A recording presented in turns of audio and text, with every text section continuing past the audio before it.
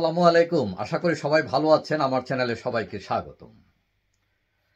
শেখ হাসিনা পদত্যাগ করে ভারতে চলে যাবার পর ডক্টর ইউনূসের নেতৃত্বে অন্তর্বর্তীকালীন সরকার প্রতিষ্ঠিত হয়েছে এবং যার পেছনে রয়েছে বৈষম্য বিরোধী ছাত্র সংগঠন। এখন কথা হচ্ছে, ডক্টর ইউনূস ক্ষমতায় আসার পর বিভিন্ন ক্যালকুলেশন শুরু হয়েছে রাজনীতিতে, বিশেষ করে ক্ষমতা কেন্দ্রিক পরিকল্পনা, নির্বাচন কেন্দ্রিক পরিকল্পনা। এখন কথা হচ্ছে, ডক্টর ইউনূস ক্ষমতায় আসছেন প্রায় 1 মাস হয়ে গেল। এই 1 মাসে আমরা যা দেখলাম সেটা হলো, প্রথম হলো বাংলাদেশের বৃহত্তর একটি দল আওয়ামী লীগ অনেকটা আউট, কোণঠাসা অবস্থায় আছে। তাদের নেতাকর্মীরা আত্মগোপনে আছেন অনেকেই।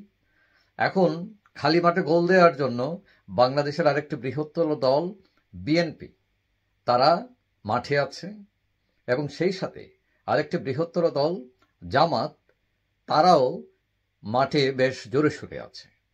সেখানে আরেকটি বড় দল ছিল, সেটা হলো জাতীয় পার্টি, কিন্তু আওয়ামী লীগের সাথে তারা এতদিন থাকার কারণে তারাও এখন অনেকটা কোণঠাসা অবস্থায় আছে এবং দলের মধ্যে বিভিন্ন ভাঙ্গনের কারণে এবং তাদের দলের নিয়ম নীতি বিভিন্ন সমালোচনার মুখে পড়ে তারা এখন কোণঠাসা অবস্থায় আছে। তো এখন ভালো পারফর্মে আছে কিন্তু বিএনপি এবং জামাত। কিন্তু এই 1 মাসে শেখ হাসিনা চলে যাবার পর আমরা যদি দেখি, তাতে দেখব যে জামাত এবং বিএনপি তারা কে কতটুকু কুশলী, রাজনীতিতে কে কতটুকু আগাচ্ছেন না পিছাচ্ছেন, একটু দেখে আসেন। 1 নম্বর হলো, যখনই শেখ হাসিনা চলে গেলেন, নতুন সরকার গঠিত হলো, তখন সাথে সাথে সবাই নামলো মাঠে। এখন বিএনপি যখন এই সরকারকে, ডক্টর ইউনূসের সরকারকে চাপ দেওয়া শুরু করলো, প্রথম তারা বলল 3 মাসের মধ্যে নির্বাচন ঘোষণা করতে হবে। তারপরে সেটা পিছিয়ে 6 মাসে গেল। তারপর শেষে বুঝতে পারলো যে তাদের এই ক্ষমতার লোভ, এটা প্রকাশিত হয়েছে, মানুষ সাধারণভাবে নিচ্ছে না এটা। তখন তারা এখান থেকে পিছিয়ে এসে তারা আবার বলছে না, মানে যত শীঘ্রই সম্ভব নির্বাচন করবে অন্তর্বর্তীকালীন সরকার। তো তারা প্রথমে সেই যে ক্ষমতার জন্য তাড়াহুড়ো, তারা মনে করেছিল আওয়ামী লীগ নেই, ফাঁকা মাঠে গোল দিয়ে দিব তাড়াতাড়ি, কারণ আওয়ামী লীগের উপর খুব খেপা এবং এই ইমেজটা কাজে লাগিয়ে বিএনপি দ্রুতই চলে যাবে ক্ষমতায়। কিন্তু তারা নিজেরাই বলছিল যে 15 বছরে অনেক জঞ্জাল রেখে গেছে আওয়ামী লীগ, তারপর সংস্কার করতে হবে। তো এগুলো 3 মাস 6 মাসে কি সম্ভব? তো এইসব ক্যালকুলেশন না করে এইসব কথাবার্তা বলায় আসলে বিএনপির ক্ষতি হয়েছে, কিন্তু লাভবান হয়েছে জামাত। তারা কিন্তু এইসব ব্যাপারে একটি শব্দ উচ্চারিত করে নাই। তারা খুব কৌশলে, যখন বিএনপি এইসব নিয়ে, নির্বাচন নিয়ে তাড়াতাড়ি দেওয়ার জন্য চাপের মধ্যে চাপ তৈরি করছিল, তখন জামাত কি করেছিল, তারা গিয়ে বৈঠক করতেছিল ইসলামী দলগুলোর সাথে, যে কিভাবে ঐক্য করে একটি বড় শক্তি অর্জন করা যায়। তারা এখানে অনেক বেশি কুশলী ভূমিকায় অবতীর্ণ হয়েছে বিএনপির চেয়ে। তারপর বিএনপি এখন আছে যে তারেককে কিভাবে ফেরানো যায়, তাদের ভারপ্রাপ্ত চেয়ারম্যান যিনি এখন ইংল্যান্ডে আছেন, তাকে কিভাবে ফেরা যায়, খালেদা জিয়ার চিকিৎসা কিভাবে করানো যায়, এই যখন তারা নিয়ে দৌড়াদৌড়ি করতেছে, তখন জামাত নেতারা হিন্দুদের মন্দিরে গিয়ে তাদেরকে যে বাণী দিচ্ছেন, সেটা হলো যে এই দেশে আমরা হিন্দু, মুসলিম, বৌদ্ধ, খ্রিস্টান সবার সমান। যদিও তারা ধর্মীয় ভিত্তিক রাজনীতি করেন, কিন্তু এটা বোঝাচ্ছেন যে আমাদের কাছে সব মানুষ সমান। এবং হিন্দুদের মন্দির পাহারায়ও অনেক ইসলামী দল বা মাদ্রাসার ছাত্রদেরও দেখা গেছে। কিন্তু সেই সময় তখন তারা এইসব করছেন, জামাতের লোকেরা ক্ষমার বাণী দিচ্ছেন, তখন বিএনপির লোকেরা তারা বিভিন্ন চাঁদাবাজি দলের মধ্যে বিশৃঙ্খলা নিয়ে তখন তারা ব্যস্ত।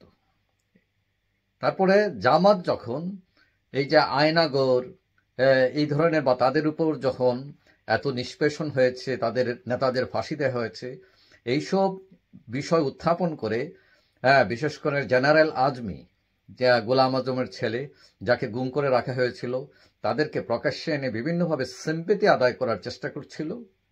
তখন বিএনপি চাঁদাবাজ, ঝুট ব্যবসায়ী এস আলম, তার লোকেরা গিয়ে এস আলমের গাড়ি উদ্ধার করছে, ইভেন কি তাদের প্রাক্তন মন্ত্রী সালাউদ্দিন, তিনি তাদের গাড়ি ব্যবহার করে ওই সংবর্ধনা দিতে যাচ্ছেন কক্সবাজারে, এইসব মোকাবেলা করছে তখন তারা।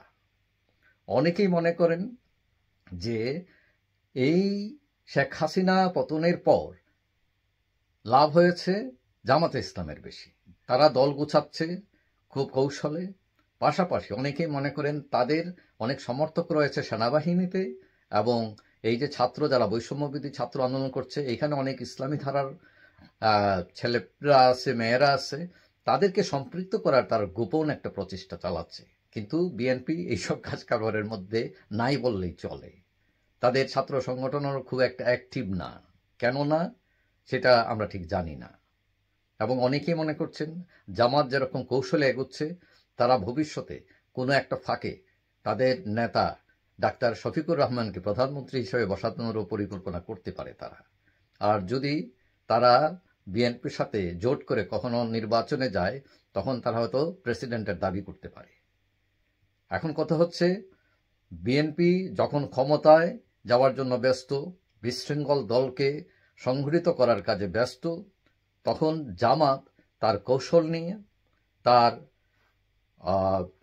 তার বুদ্ধিমত্তা নিয়ে সে বিভিন্ন ধরনের চাল চালছে গোপনে, যেটাতে আসলে তারাই লাভবান হচ্ছে।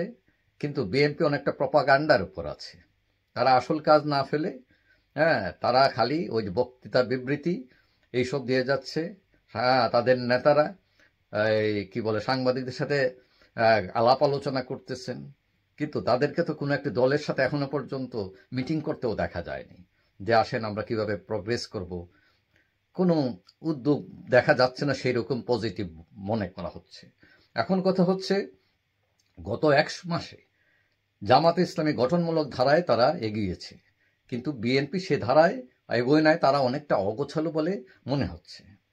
কিন্তু বিএনপি কিন্তু সবচেয়ে বড় স্বপ্ন দেখছে ক্ষমতায় যাওয়ার। কিন্তু একটা জিনিস বলে নেই, তাদের এই স্বপ্ন দুঃস্বপ্ন হতে পারে, এবং জামাতের কৌশলের কাছে তারা মার খেতে পারেন। যদিও তারা জামাতকে বন্ধু মনে করছেন, কিন্তু রাজনীতির মার পেছে মাঠে কৌশলের কাছে অনেক সময় বন্ধুও শত্রু হয়ে যায় অলক্ষ্যে। এটা মনে রাখা দরকার, ইতিহাস তাই বলে। যাই হোক, সবাই ভালো থাকবেন।